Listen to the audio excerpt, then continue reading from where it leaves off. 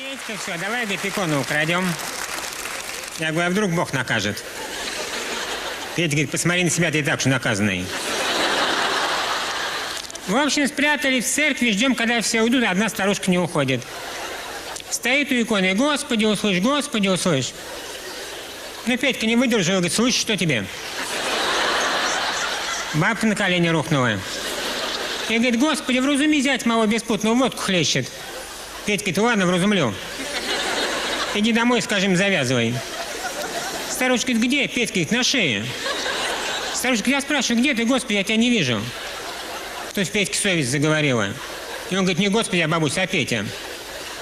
Старушка говорит, неужто апостол Петр? Я думаю, так мы икону никогда не украдем. Я говорю, бабушка, сейчас церковь закрывается, или молитесь быстрее, или приходите завтра. Старушка совсем обалдела. Говорит, а это кто? Петя говорит, это так, друг мой.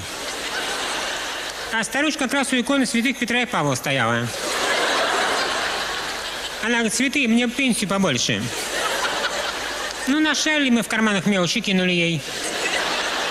Бабуся, как услышала звон, сама лбом в пол брякнулась. Собрала деньги и не уходит. Петя говорит, ну что еще тебе? Старушка говорит, годочку бы скинуть. Петя говорит, сколько? Она говорит, 50. Петя говорит, хорошо, иди домой, девушка, тебя мама ждет.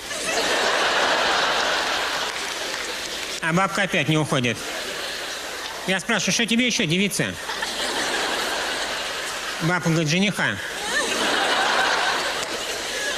Петька кивает мне, выходи.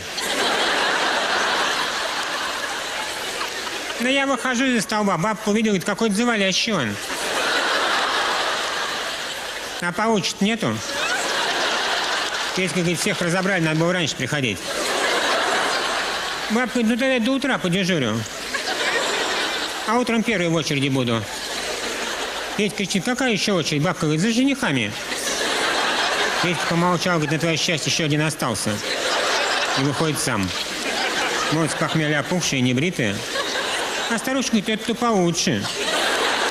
И цап Петьку под руку. И пошли они из церкви, как новобрачные. А я подумал, слава Богу, что вместо икон старушку взяли. Теперь хоть Бог не накажет.